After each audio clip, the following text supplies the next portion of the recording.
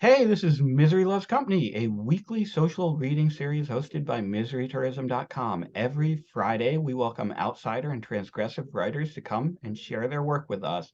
And what do you know? It's Friday again. So let's get this started, as opposed to the Black Eyed Peas version of my introduction. Anyway, so we have a fucking great double header at the beginning of the show tonight.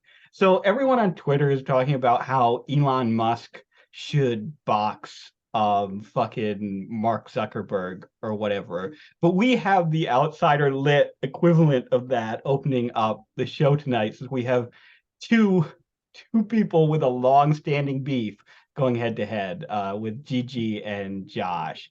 But anyway, I Gigi, like Josh though. huh? I like Josh though. Geez, I don't. Josh, have you and Gigi officially squashed the beef? Oh, there is no. I mean, I disagree with most of what he says, but I really like him. And we have Oh, Yeah, Josh is my Batman. We need each other. I'm another guy who also dresses like Batman though, not the Joker. We're two gay guys who dress like Batman and fuck just each two other. Batman. Yeah. and Gigi has some of the Yeah. best taste. I mean, our taste is completely aligned. I think he would agree, and I thank Yeah. him for Josh saying. spits in my mouth, dude. Hell yeah. All right, let's get these poems going. Okay, So Gigi, I have go I have for it. some poems here. They're about Rupi Kaur. I decided, you know what? I joke around a lot. I tell these like rude. I say rude stuff. I shouldn't be doing that. So I decided, like Rupi Kaur, I'm gonna take poetry a bit seriously. So this first poem is called rupicar.com/smooth criminal. He squeezes the kitten too hard. The parents blame themselves. Second one is called Poopy Car. Saying the government should subsidize hookers for retards, but being retarded and having to die a virgin seems cruel. This one's called Ruby Girl. The retarded man points a water gun at the liquor store cashier, who gives him a piece of candy. This one's called Ruby Girl. Two of the adult students in the SPED program have sex. Everyone thinks ew, but also kind of wonders what it sounded like. This one's called Rupi Kaur, featuring Rupi Kaur. The retarded child squeezes his penis in line at the grocery store while he stares at a chocolate bar. This one's called Rupi Kaur. The retarded child chews the chocolate bar wrapper, as if there were more. Tears stream down his face, as if there were more delicious chocolate. This one's called Rupi Karshan. Yes, thinks the retarded child. I don't have to punch my penis. I like when I am nice to it. This one's called Cupid Roar. Oh, and also, this is an Andrew Dice Clay. Your ass and pussy. I'm not really doing Andrew Dice Clay. Your ass and pussy stay to heaven. Your ass and pussy offend God. Jesus, that really is Frank. You stinky bitch. Please take a shower. This one's called Rupi Kaur. A retarded child stares at a Ferris wheel at night. This one's called Ed Rupi Dice Clay. I swear to God, just thinking it's a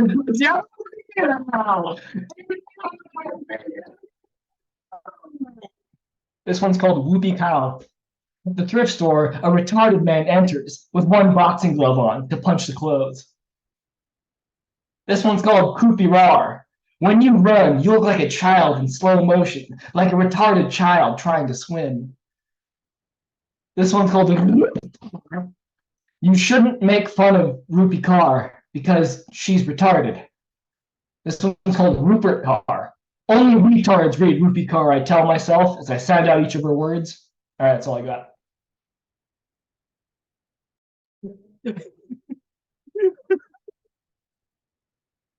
Gigi,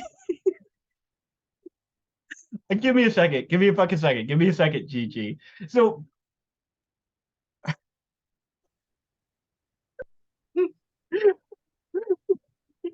what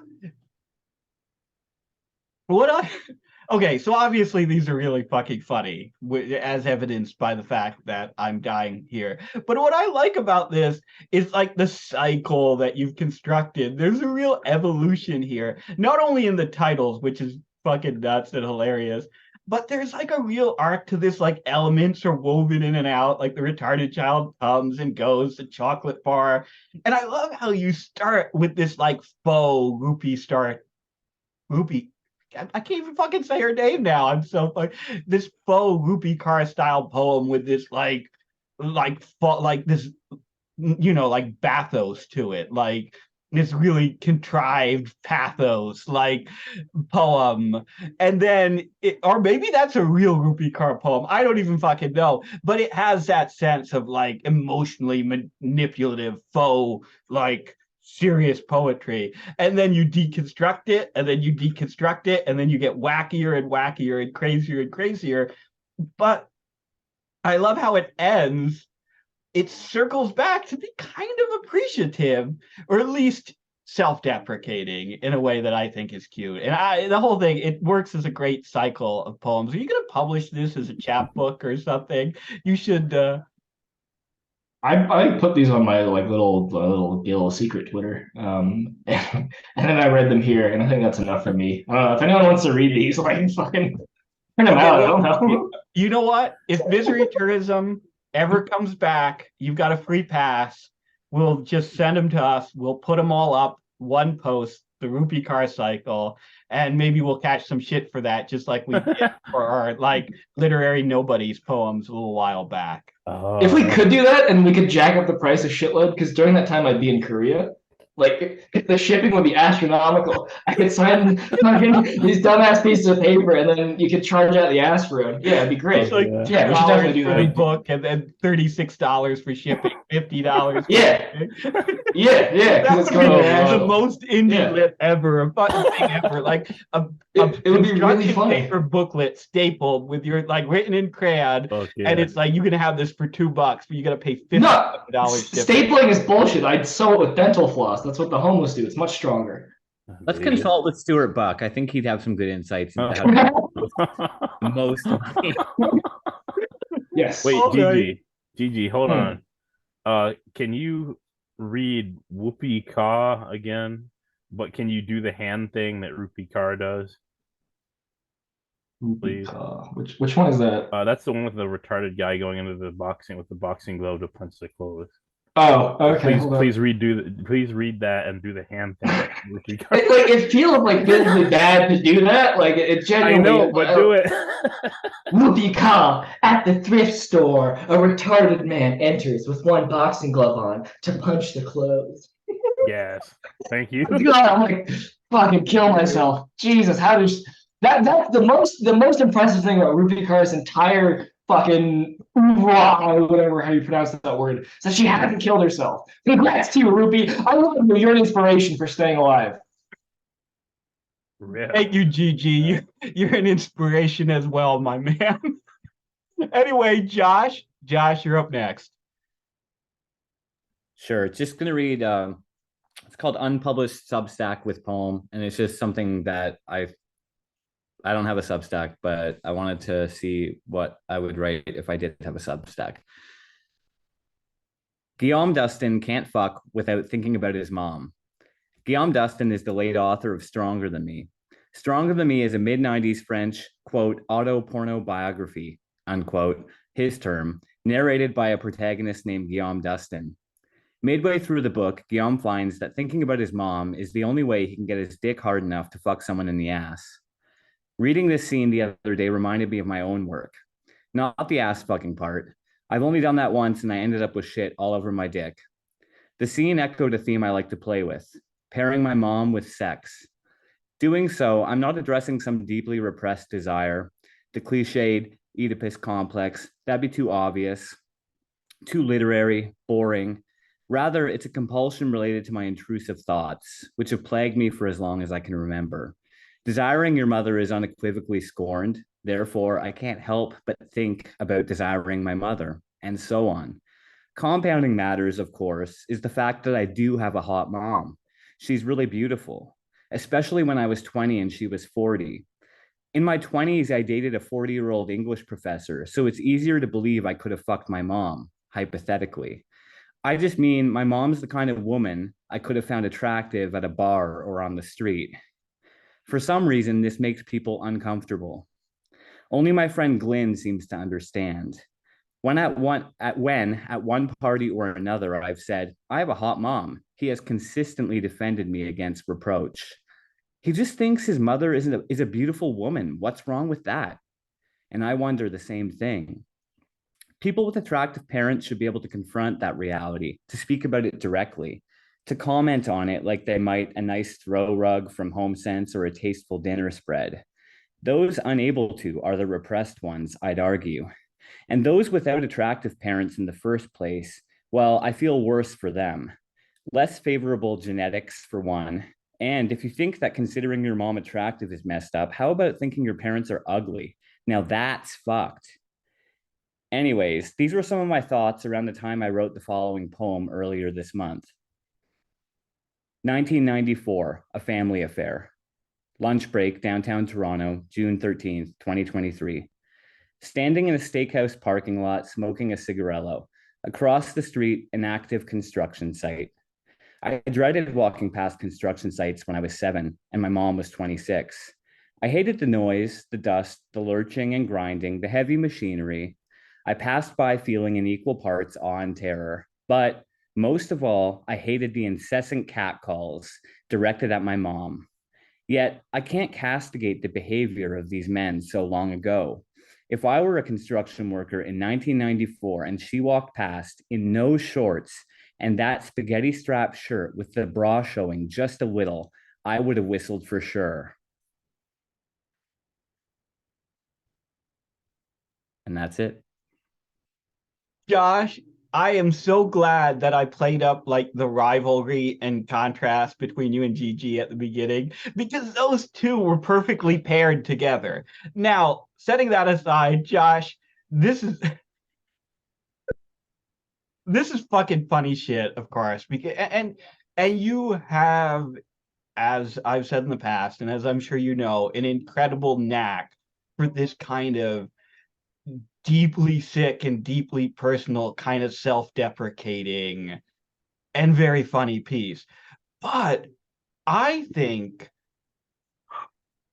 and my mom's dog is going crazy, I think that you should do a whole fucking series of these, because I love what you've done here, pairing the kind of like little bit of self-deprecating memoir with one of your poems, because it's something that really highlights your strength, because it's a combination of two things you do really fucking well, which is you're really good at writing very pointed and very concise semi-autobiographical or auto-fictional pieces. And of course, you're really good at similarly concise and meticulously focused humorous poems. So why not put the two together? Why not effectively write an annotated book of biographical poems? I mean, it's a fucking brilliant idea, perfectly suited to you, and I think this is great proof of concept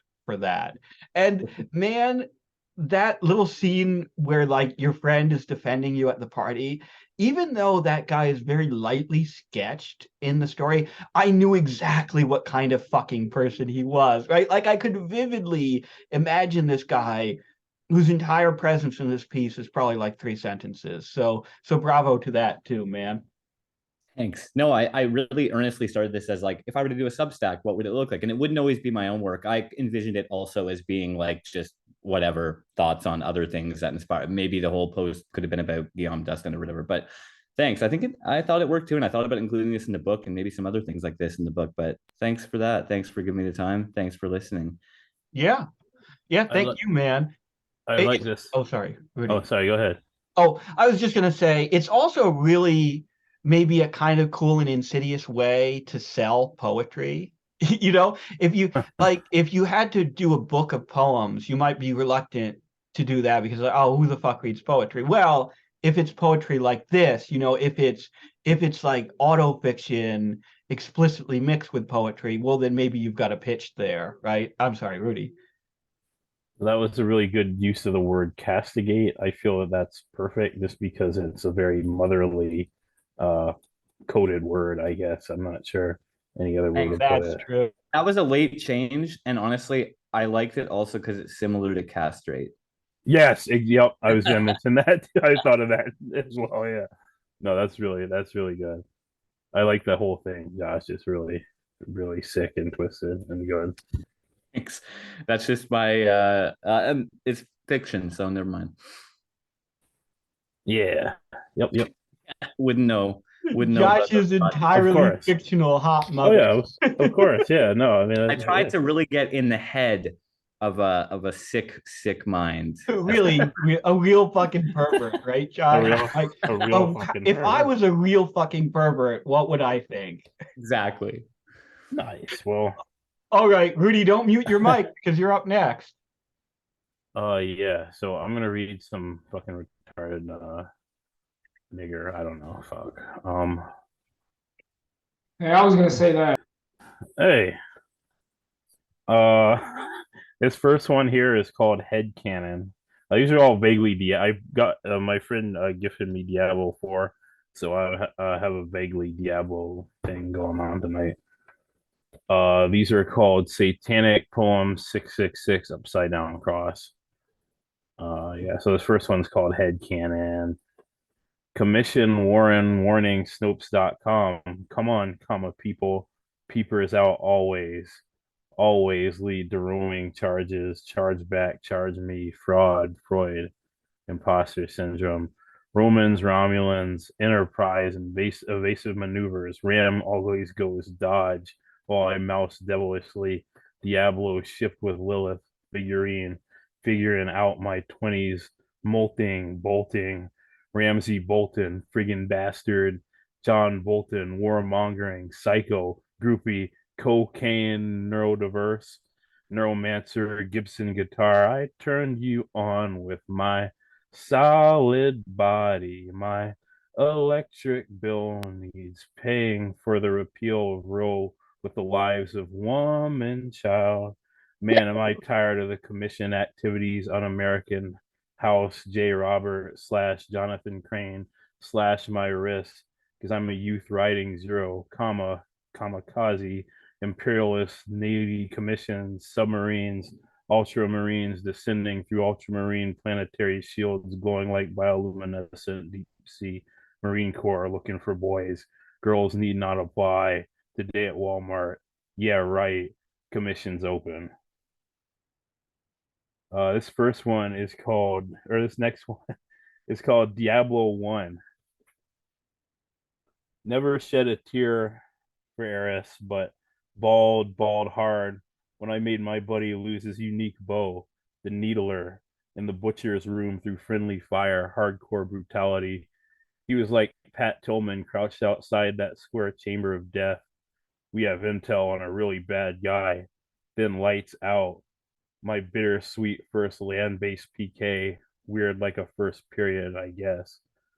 They called me a faggot, Raffle. This one is called Diablo 2. On my birthday, I chose the Vampire the Masquerade game like a goth retard instead of the best ARPG of the millennium.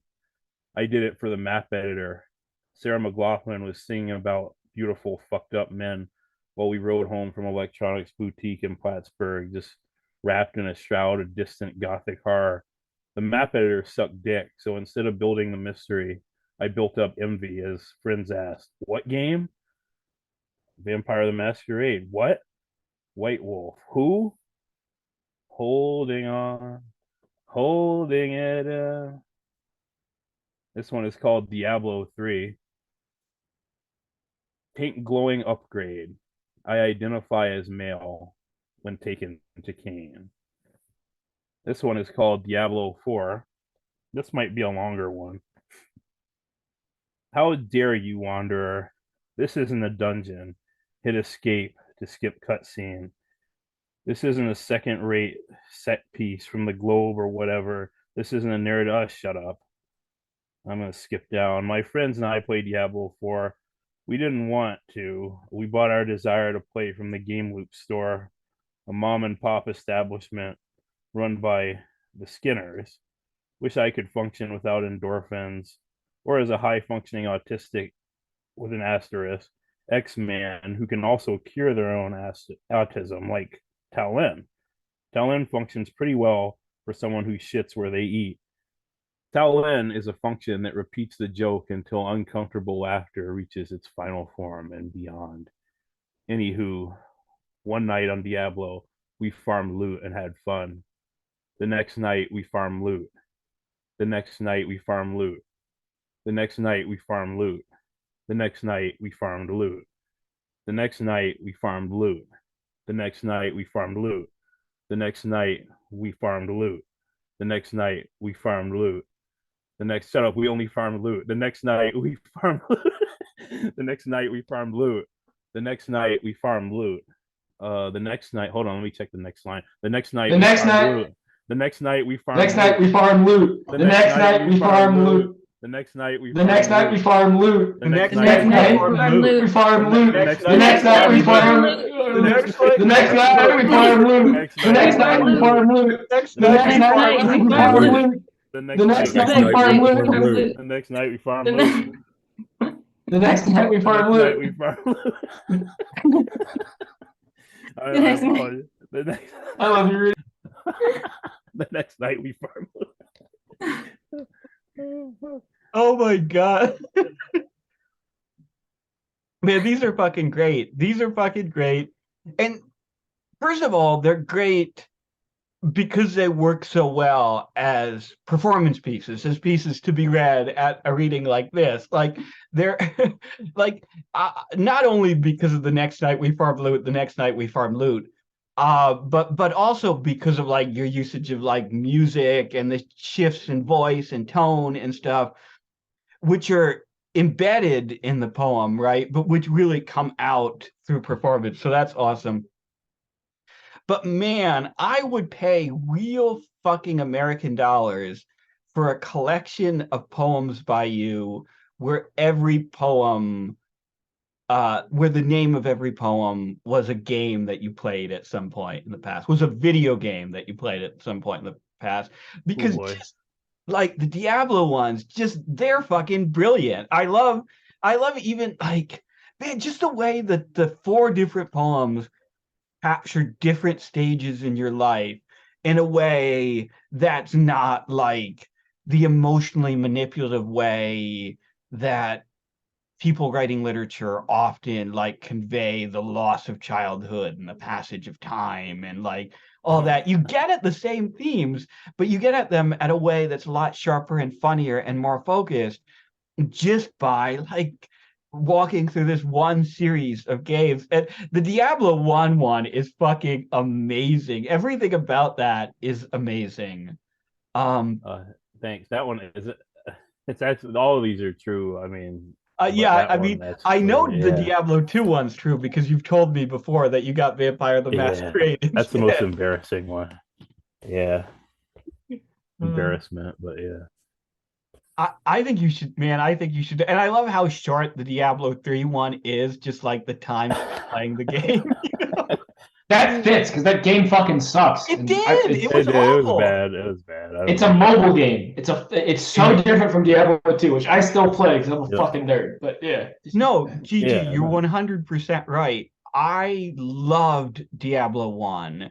I was fucking totally addicted to Diablo 2. I played it for fucking ever. I think my sister may still be playing Diablo 2 to this day. And I tried to play Diablo 3 and I just like, this sucks. And I don't even fully understand why this sucks, but it's just not fun. It's too, you don't stop. Sorry, this is unrelated to the reading. I'll stop. We can talk about this later, I think. We'll talk about Diablo and Diablo for you. Sorry, Rudy. No, I mean, I just, yeah, I'm just gay and dumb. I don't know. Sorry. Yeah, same. No, wait. Yeah. No, same. Wait, Rudy, what is Vampire the Masquerade? Is that like an actual game? So it's a tabletop RPG, but they made a video game. Well, they made several video games. You probably heard of Bloodlines. Probably I think that's what it's called. Bloodlines. Heard of it, never played it. Yeah. That one is popular, but the other one, the first one, is not popular. That's called Vampire the Masquerade Requiem, and that was basically a counter to Diablo, but not.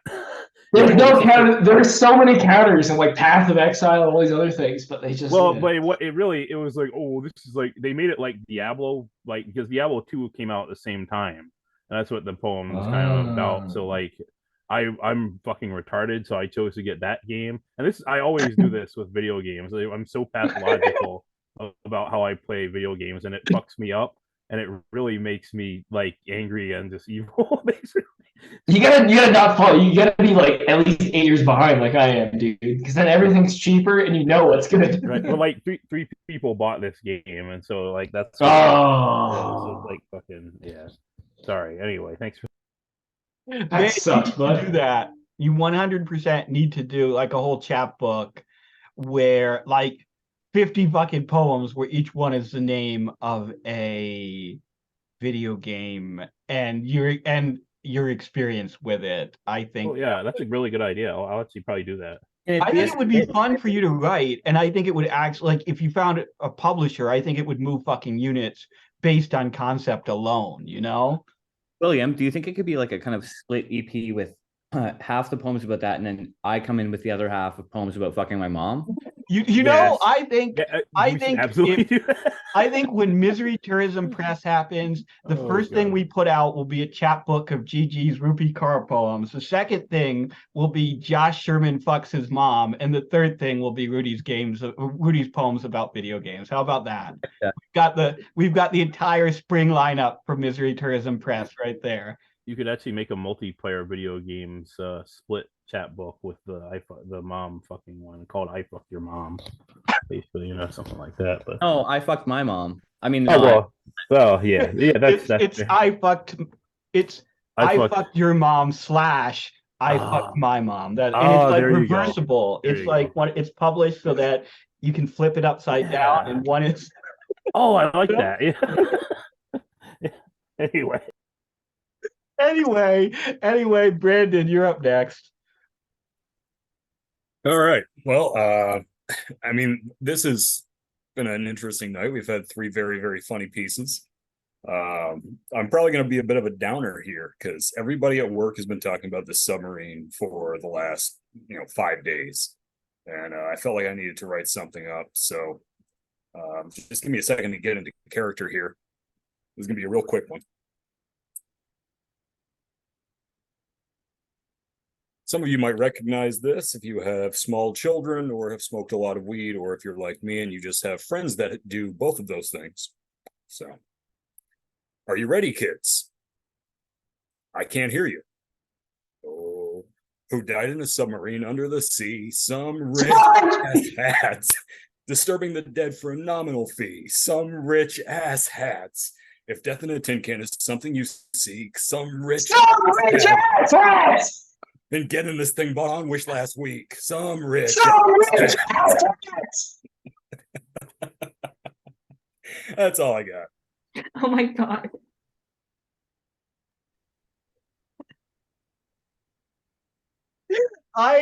You got me with the setup for that one. You got, man, what is it tonight? Man,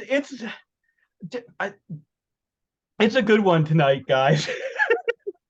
Did you guys hear they died of a mass shooting? Wait, what, Gigi? On the submarine, on the Titan submersible that was exploring the Titanic, they died of a mass shooting.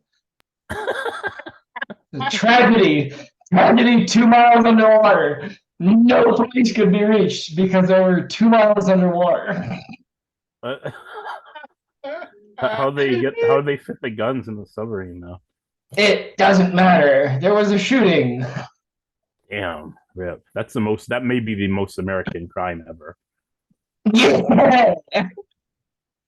Oh my God, B-Boy, that was really fucking funny. Thank you, Brandon. That was really fun. That fucking rocked. That felt like a Wonder Show something. That one, it's all right. It felt like a throwback, like proper, just really stepping on someone's dick, just being like, oh, Wonder Show in style. Let's go. Every once in a while you get a night that feels like it was planned and scripted in advance, like all the pieces come together in a certain way, and this is definitely one of those nights where Yeah. Every piece here, it's just like it all feels like it's like one big, like really really nasty comedy set or something like the Kings of Comedy, but it's like Except we're not black, for one. well, Well, Rudy is. No, I'm not. But B-boy, that Oh, yeah, Rudy isn't black. Rudy pretends to be black. Yeah. He's so racist, he turned into a black guy so he could say the N-word. correct. But B-boy, that was Is that really right?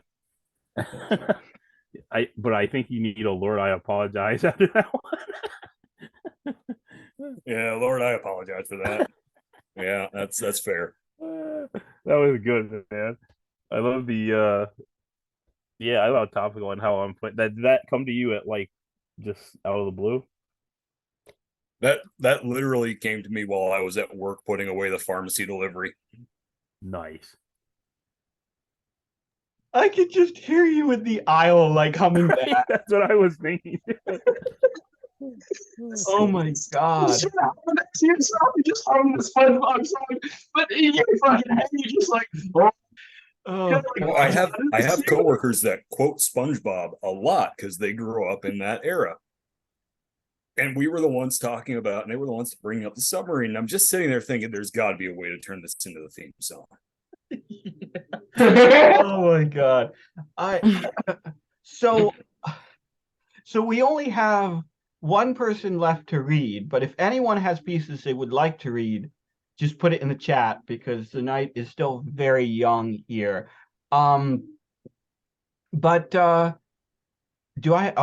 is it Miyamoto? Do I have your name right?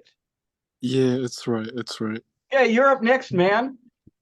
Well, hell my yeah. poems aren't really comedic at all, you know. They're more like depressing poems. We do Perfect. those. We need That's those what we too. usually do. Tonight's a little bit of a deviation from our usual. All right, depressing then I'm gonna poems. go. Mine is I don't very usually popular, name right? my poems. I just write them on my notes or sometimes on pieces of papers. Mhm. So, okay. I lay on my bed watching my tears falling down while I suffocate on my breath and slowly drown, watching my soul leaving my body to ghost town as I slowly lose myself and completely shut down. I'm here by myself with no one around, no one to trust, no one to talk to. I feel like I'm stuck on this hue. Who am I? I keep asking myself who. Just a little kid that got his heart creased by his crew. Stuck in this portal with no clue. She left with no appreciation, not even a thank you. They keep telling me that I could push through. But in reality, I'm someone delicate, and people use me for their own benefit. They come to me and I heal them like medicine. I don't know why I'm so hesitant. I feel like an extra part to people's lives, just like an immigrant. What a fool I am, excellent. I lack a lot of affection. I crave the attentions. I crave the attention. My feelings aren't a collection. All I got was rejection. I never asked for perfection. I gave you all my protection. Weak inside, but I helped with your directions. You won my heart just like the elections. In her heart, in her eyes, I saw warmth. In her arms, I felt like what it feels like to be home. Her smile just took my mind to the north, and her kisses made me melt like foam. Then it ended like every love fantasy. She left with no regret and left me here with this agony. My friends had won the bet. She left with no care absently. If only she knew how I praised her like a majesty. And that's it. That was great, man. Man, I love the cadence of it. Gigi pointed out that the cadence was like hip hop like, rap like, and I love like that you've paired this really dark emotional content with this very like propulsive kind of airy rhythmic cadence that really like it I don't know, it pairs well because there's contrast there, right? Like if the feeling was dense and heavy and the prose was dense and heavy, it would become like heavy and lethargic. But since the like rhythm of the piece is so propulsive and has like so much rhyming and energy, it helps to like pull the reader through all the like deep, dark emotion. Anyway, this is really good, man. You should keep writing and you should keep coming here. Definitely. Great stuff, dude. It's just Thank you, you thank kept you kept a legit meter. Like usually people can do end rhymes, but they can't keep a meter. Yours would actually do interesting things where it'd fuck up and go up or down in terms of like stressed or unstressed, and then you would express a thought. I don't know if that was conscious, but you did that maybe. I don't know. It was good. Great stuff, man. Love to hear more. Yeah. Thank you, man. Thanks for sharing. So John said he has a piece to read. And if anyone would like to read after John, just put it in the chat and we'll keep going. We'll keep going for as long as people have work they want to share. It's all yours, John. Okay, so I haven't really read in a while. I want to read. I don't really have anything to read, but I have this. It's very short because it's not finished and it's in really poor taste, but I'd like to read. So That's perfect for tonight. Tonight is the night of, if you read something in good taste tonight, I would kick you out of the fucking room. I'd be like, bye, John. Now is not the time to read a sweet poem about your grandmother or whatever, buddy. Sorry, it's all yours. Do you really think Iranian terrorists would have taken Americans hostage if Ronald Reagan were president? November 4th, 1980. Ronald Reagan beats Jimmy Carter and wins the 1980 presidential election. The American machine begins. Do you really think the Russians would have invaded Afghanistan if Ronald Reagan were president? January 20th, 1981. Ronald Reagan is inaugurated as the President of the United States, leader of the free world, and is soon to be Commander-in-Chief of all outer space.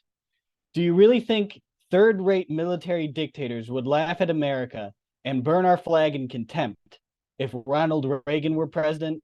March 7th, 1981. The Mujahideen National Space Program, MNSP, is covertly established in the mountains of Afghanistan. Secretly funded and controlled by the CIA, between 1981 and 1983, the Reagan administration utilized Mujahideen rockets to send pallets of cash, hundreds of millions of dollars worth in unmarked bills, along with M16s, spacesuits, syringes, mining equipment, heavy explosives, and rations to the moon, where then select Mujahideen operatives or Afghanastronauts unloaded and stored said resources in strategic locations along the moon's surface. March 3rd, 1983. Ronald Reagan announces the Strategic Defense Initiative, nicknamed the Star Wars program. It is presented as the ultimate weapon against the Russians, the final move of the Cold War, an end to our reliance on mutually assured destruction strategies. But it was more than that. It was more than just that. Like the Patriot Act that would be signed into law just 3 years later, the SDI was a gun to the head of every American citizen. February 26, 1984. Big Boss awakens in a Cypriot hospital. The Mujahideen National Space Force is commandeered by the Diamond Dogs mercenary group, but it's too late. All the pieces are already in place. Space is the place, the final frontier, the bloodiest chapter in American warfare. Red Dawn on the horizon, the only thing missing was ignition, an explosion big enough to kickstart the machine. September 11th, 1986, Challenger 9/11. That's all I got so far, but you can picture where Challenger 9/11 is where you stopped. Yeah. Man. Well, that's the end of the story, right? Like that everything was leading up to that. Where do you go from there? God, I can't even look at you without putting something in front of my face. This is how I have to look at you. What the fuck did you just read to us? What was that? What happened? Explain. What? I loved it. Do more. John, that was fucking amazing. I can't even say it, the Afghanastronauts. what an amazing turn of phrase. No, this is brilliant, John. I love how it gets more and more absurd as it goes. I love how you start with like this very direct statement of American jingoism, and then you follow that jingoism down the most insane conspiratorial conspiratorial rabbit hole possible until it's literally just like the plot to Metal Gear Solid or whatever. And it's as is usual with your writing. It's totally unpredictable. It's totally unhinged, and it's 100% inventive. And there's so much. I was dying. Not only was I dying, but I could see Gigi, I could see Mullane, I could everyone in the fucking it was just above your face here on my screen. It was just a fucking long row of people who were like gasping in pain. Oh, thank you. I have plans. I don't know if I'm gonna do it, but picture this. Okay. So for every 9/11, you need like a hero like football player who like gives up his like fame to like go like support the cause. Yes. And who's the most famous football like retired football player in the 80s? Like who's the first guy you think of? Oh my god. Yes. Yes. Yeah. Or Jim Brown, maybe. Jim Brown in space would be pretty sick too. No, OJ, come on. OJ, yeah. I mean, What's the question? What's the question? OJ, yeah. OJ Simpson has to go to space to be Pat Tillman. Fuck yeah, dude.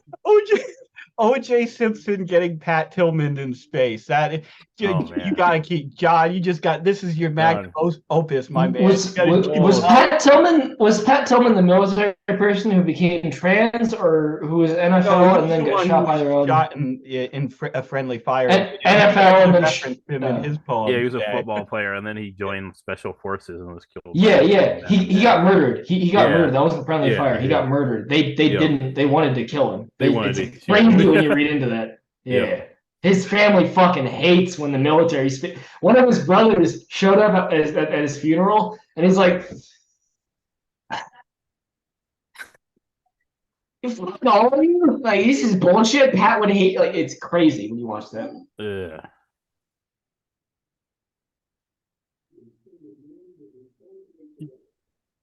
So, does anyone else have anything for tonight? Rudy, did anyone put anything in the chat? I don't think so, but if anybody wants to read it, let's get in here. Get in here. Yeah, Tyler. Tyler.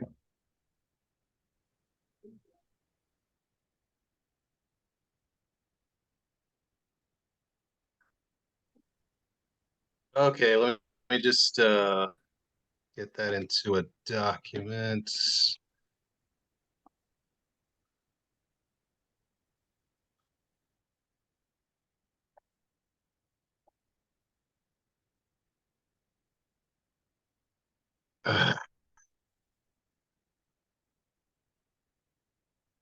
This isn't the Tyler who unfollowed me on Twitter, is it? No, I still follow you. It's the Dempsey. That's the one, right? Josh, there's like 5 Tylers that come to Misery Loves Company regularly, and Tyler Peterson is probably the only one who still follows you.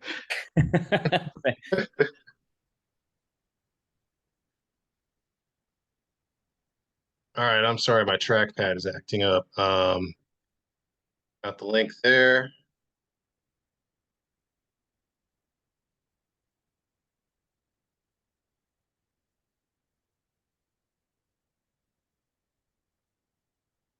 Looks like okay, so like I said, access. I should do the what? Looks like you need to adjust your sharing settings on the doc. Oh, yeah, sorry. Yep, no problem.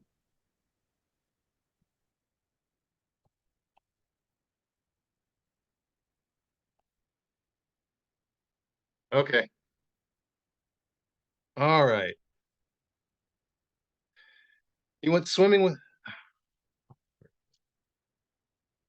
the boys and went to their second favorite lake, the first one having closed down for the year due to some big construction project that was going on. And yes, he did wish that the pools were open past 6 in the evening, and did wish that he could afford to go to the pools as often as the boys wanted. Yes, he was a little bit squeamish about the E. coli warning ever present these days, what with those bullshit factory farms upriver, and the state legislature full of farmers complicit in letting them slide, yet it wasn't that big a deal.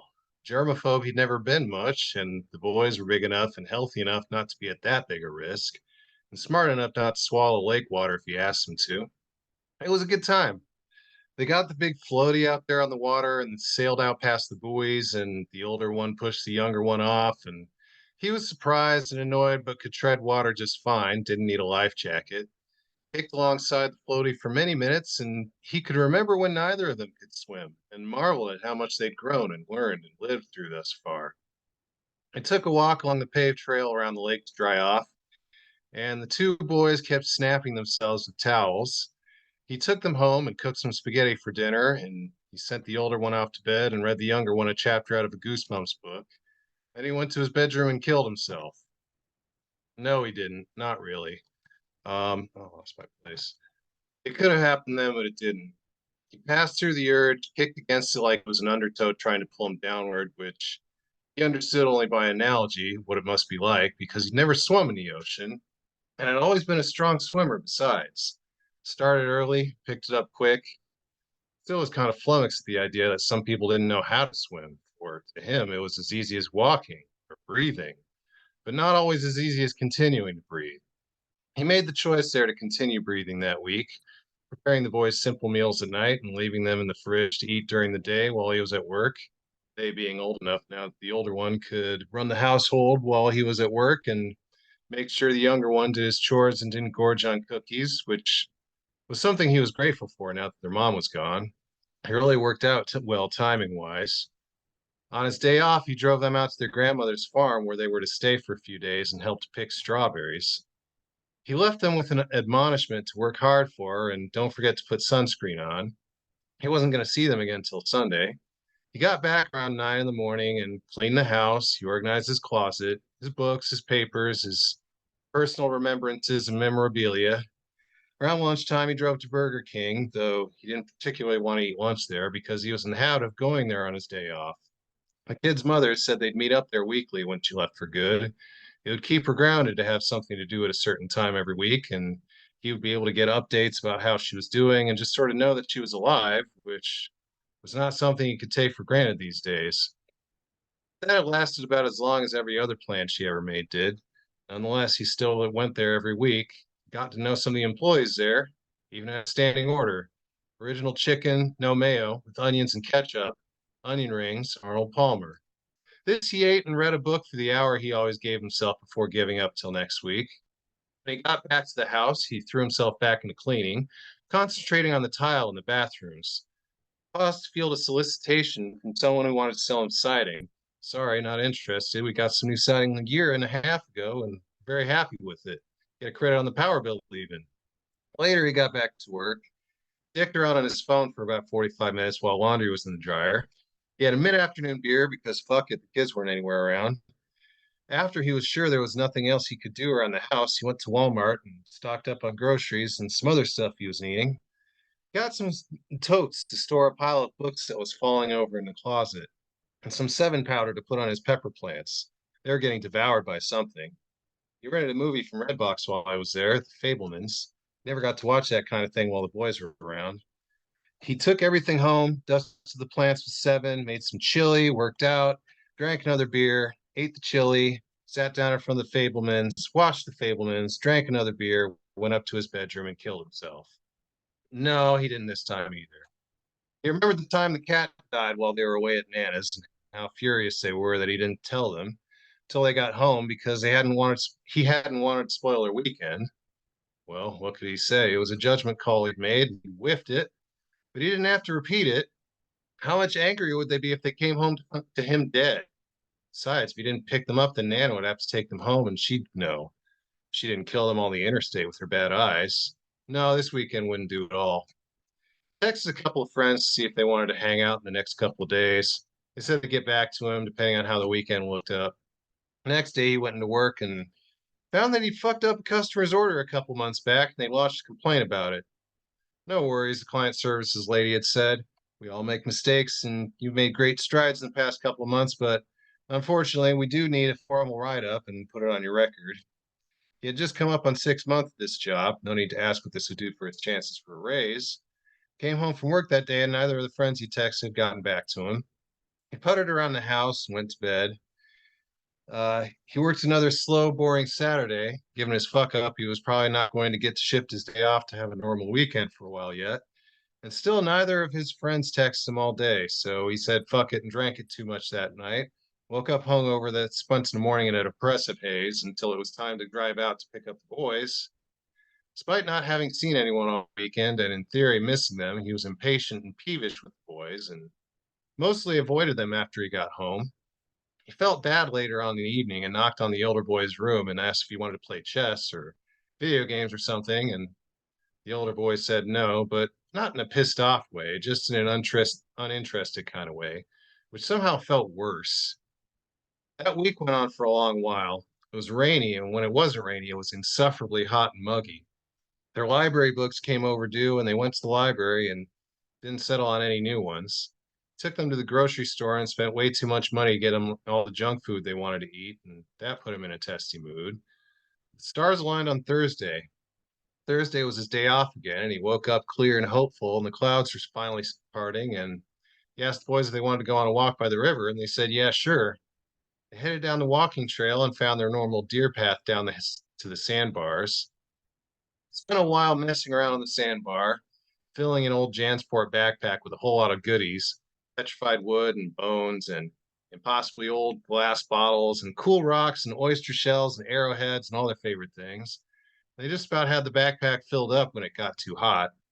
Then he dropped them off at home and went to Burger King, ordered his original chicken and his mozzarella sticks and his Arnold Palmer, but instead of forcing himself to stay for an hour, he took off immediately after his meal was done.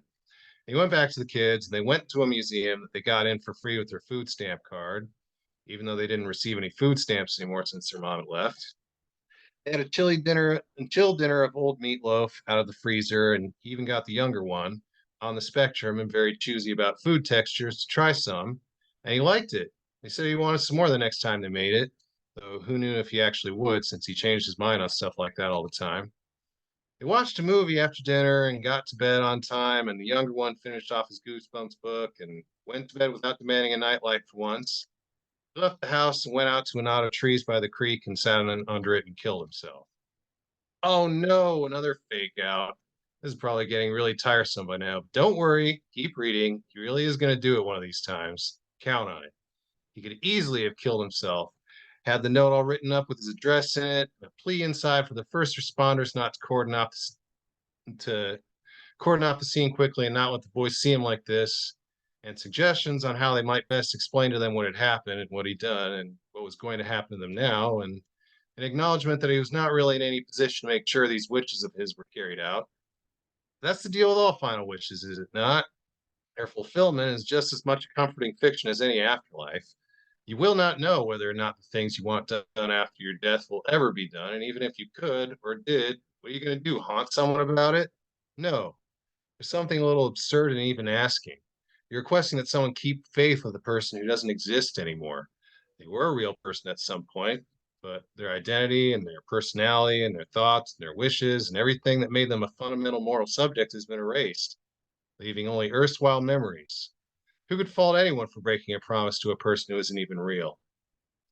Or else one can make the argument that it's that much more important to keep the promise under such a condition because the dead person put their faith in you, faith which is now gone along with all the other operations of their consciousness.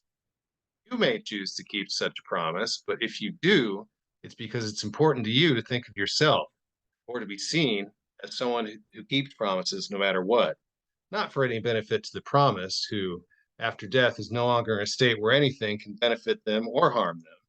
It's totally your choice. Treaties used to be void when one of the monarchs who signed them died. It's one of the reasons we ended nation states. Of course, nations die too. It's just a little bit more involved process, or from a certain point of view, much less.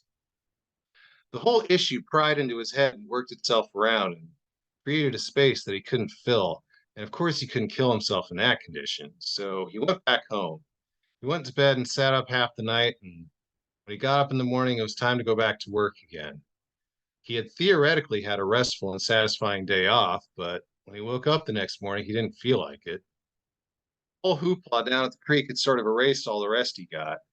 He was feeling like that a lot lately. He didn't seem to be able to relax or decompress properly anymore. He didn't have the knack. He felt like it was one of those childhood abilities that you lose as you get older, like staring at the surface of a frozen lake until it became the outer layer of cloud on a distant gas planet. With all the flaws in the ice's surface, a string of floating cities, and all the discoloration, a massive gaseous alien coming to swallow them up. Day on, day off, everything to do, nothing to do it, nothing to do. It didn't matter in the least. It all ran him down a little bit more each day. Of course, he was bringing up the kids by himself now, and it made perfect sense that he'd feel a little bit more put upon and frazzled. He didn't get any breaks. That didn't really make any sense because he'd not been getting any breaks. Been useless for quite a while before she left. He cooked, he cleaned, he got up in the morning and took the kids to school, he put them to bed, he went to their functions, he did it all, and he never felt quite this worn out. But he didn't see anything else but to work through it until he couldn't. And once he couldn't, he'd do the thing. But he didn't know how to know exactly when that was. He'd been suppressing and compartmentalizing for so long, he no longer had a good handle on when his breaking point was.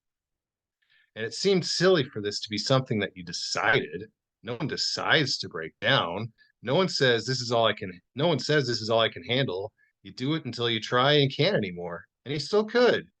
He could still push himself through the motions. It had become effortless.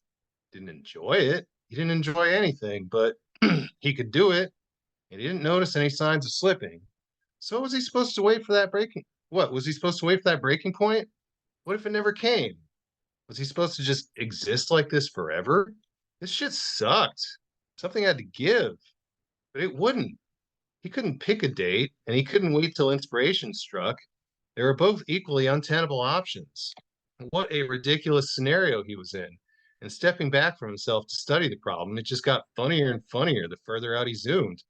This whole dilemma was that of that special species of problem that are solely the result of clueless, asinine, and entirely avoidable self-sabotage. You felt like that one donkey from everyone's college philosophy seminar, the one that was equally hungry and thirsty and had food and water an equal distance away, and the donkey dies because he can't figure out which it should go to first. He thought about this and he got envious of the donkey because at least the donkey gets to die at the end. But in all seriousness, you're supposed to read about this scenario and think, man, what a bunch of horse shit. That would never really happen. The donkey would pick something before it died, which is even the point of this exercise. No wonder everyone thinks philosophy is a bunch of nonsense. And here he was, stuck in a problem just as stupid as the donkey, except even worse, because he didn't even get to die, which was the only thing he wanted. Was there ever a more contemptible creature than he? He plowed through the weeks and months with his soul wearing further and further into a little nub, resigned to the fact that if he was ever going to kill himself, it would have to be some freak synchronicity with all the stars aligning and the trumpets of heaven blowing portents telling him the time is now, do it. And amazingly enough, about a year and a half later, the perfect time occurred. And that's all I got so far. Tyler, I love this. I love this. I love this story. This is like the perfect piece about suicidal ideation, which is, of course, something I've experienced and which I think is something that most of us here have experienced.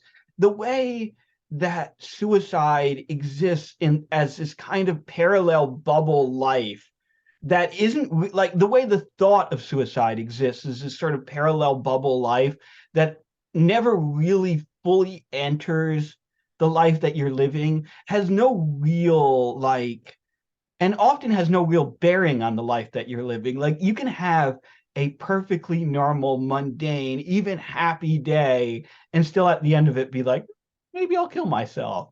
And I love the way that you work it into this story because that's exactly Sorry. Oh, okay. Because that's exactly how suicidal ideation is. It's intrusive like that. And I love the penultimate paragraph to this piece because that you take that psychology and really break it down in a way that is really artful and makes perfect intuitive sense. I love the donkey and I love the irony of the donkey where it's like, well, I don't even get to die though. I mean, that's just the perfect kind of sick punchline to this piece. and really the perfect encapsulation to how it feels to be eternally tired and eternally depressed, but also know there's no real reason to kill yourself, and there's no real opportunity to kill yourself. And I don't know that I don't know that this piece is unfinished. I mean, it almost feels like that final paragraph is, I mean, obviously it's up to you, but it almost feels like how this piece should end. I don't know that we need another page explaining like exactly what that moment looked like, right? What the moment that finally made like suicide tenable or appropriate looked like. I think it's almost better to let the audience imagine that, because everyone has their own intuitive like understanding of what that means and their own image of what the perfect confluence of like suicidal events would be. Anyway, this is a great piece, Tyler. I really enjoyed it. Thanks for the feedback. Yeah, thank you, man. Did anyone else want to read before we end this thing? I wanted to read. Okay, great. It's all yours. Okay, awesome. I'm gonna share my screen so you guys can read along. Let me see. Hold on. How do I do that? Oh, grapes with the stainless steel kitchen appliances in the background. We bougie today. Usually every day, but today is a bougie day.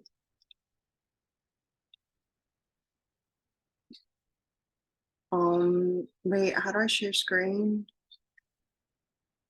The desktop There one. should be a green button on the bottom of the Am I Zoom sharing my screen? by where you would. So for me, it's Actually, let's not share screen. It's too okay. much. Okay. Okay. So this is from my forthcoming collection called Sad Girl Grapes. And a lot of the pieces come from tweets. So they're like poems I made from different tweets. So they don't really flow. They're just words, really. This one is called Chipped Nail Polish. Je pense que je veux. The Girl with Peculiar Affinities, a novel. Want to go swimming. Icy feeling in the heart. Can someone make my next coffee? Or OA message, gone being an asshole. Bored on the internet. The sun is farther away today still. This one is titled She Used Black Tea Leaves to slash off the heads of demons. A blurred face from without washed eyes stared at the dead. This one is predictably boring. Unsent message. I want to show you more ankle. The drop a thing in front of someone and have them hand it back to you move.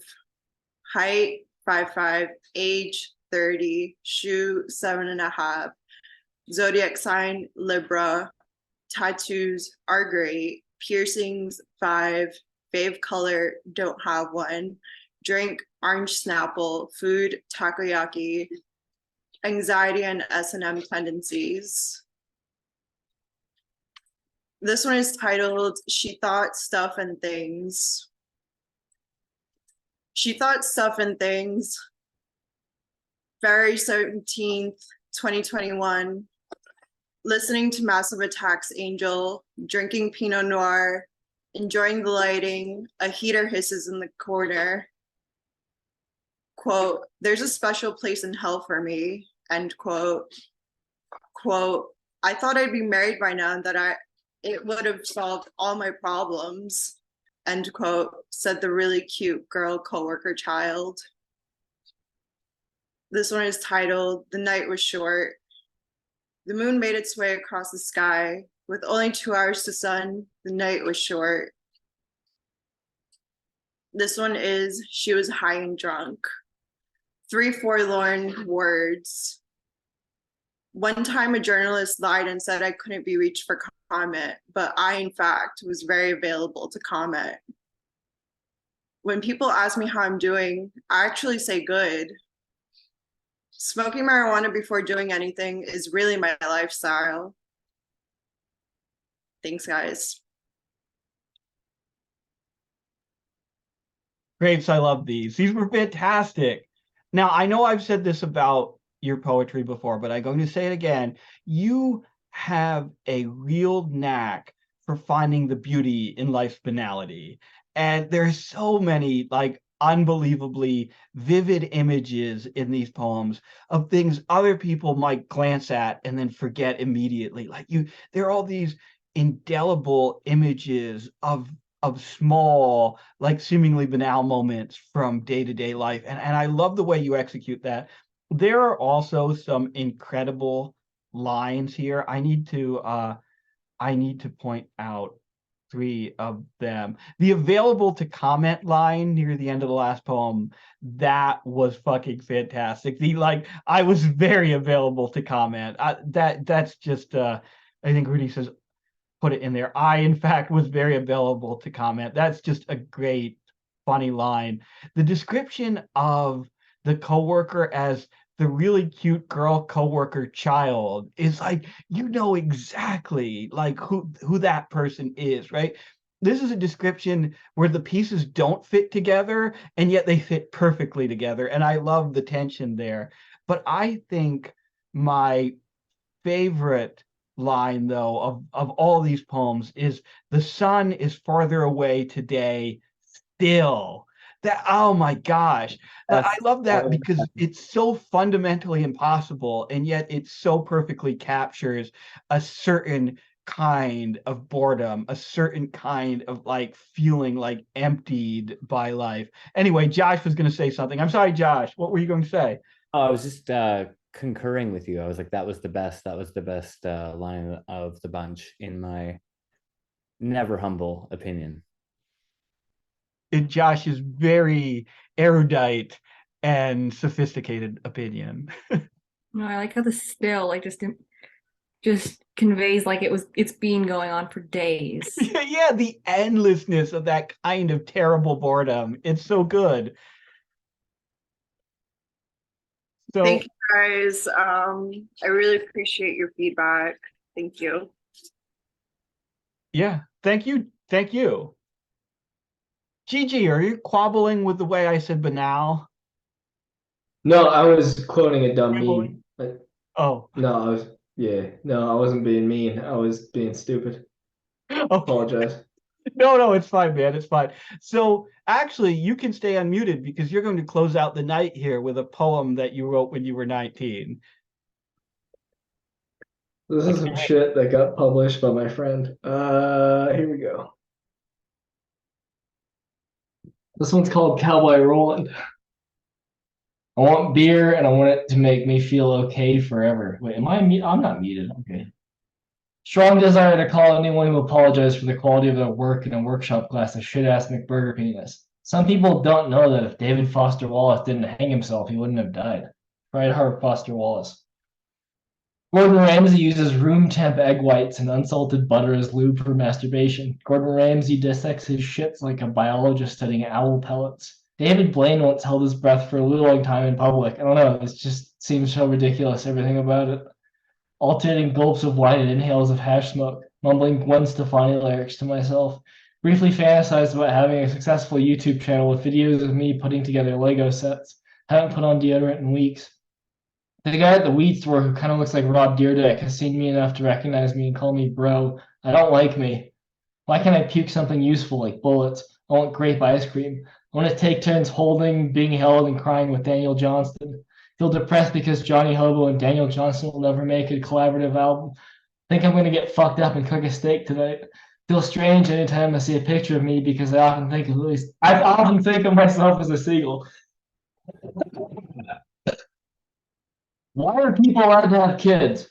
Maturing by realizing that you don't hate the world, just yourself and your inability to deal with it. Medical beer is a real thing. Thinking about my penis as a big nipple. Poetry is stupid and boring. Just notice some dried cum on my shorts. Ha ha ha ha. I'm miserable. We should be shooting into graves, making sure the dead are dead. One day I'll move into a place that has a dishwasher, and I'll get drunk and stoned with it. It'll be my only friend. Fuck all of you. Is this the origin of the Cowboy Rollin' moniker? Is this your first use of it? No, that was my Twitter handle. This is a bunch of tweets that Blake put together, and I was just like, oh, if you put some of my tweets together, I'll read it in my class. So I read that to a classroom when I was 19, and the teacher didn't like it, but all the kids liked it. Well, what better praise is there than that, really? I actually love reading your old like school assignments. Like they're so good. What a creepy thing to say out of context. I got another origin question though. Is the ha ha ha I'm miserable the origin of the title of your first collection there? Is that where you got the ha ha ha from, or is that he he he? It's he. Damn it! I fucked up twice.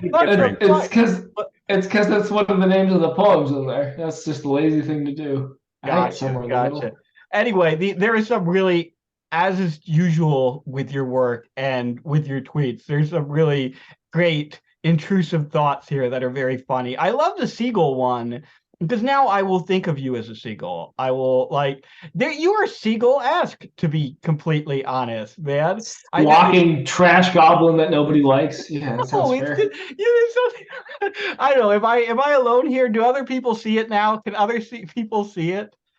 I see the seagull. Hey, fun fact, like if you take all this that one line about seeing his penis as a big nipple, together with all the talk about like birds, like you what?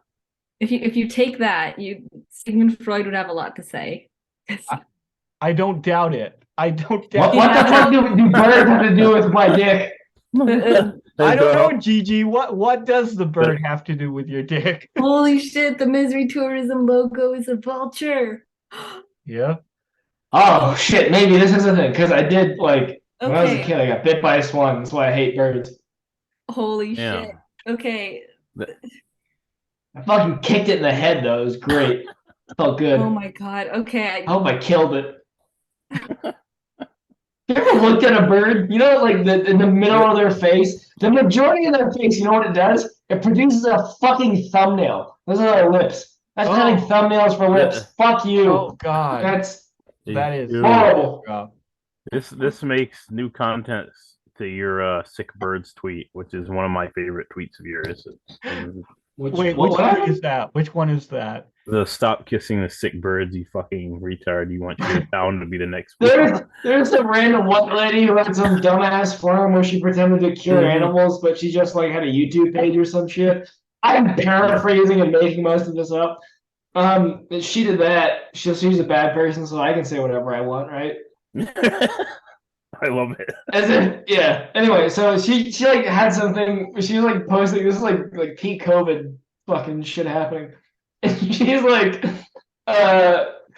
talking about how all these birds in her farm are dying, and she doesn't know why.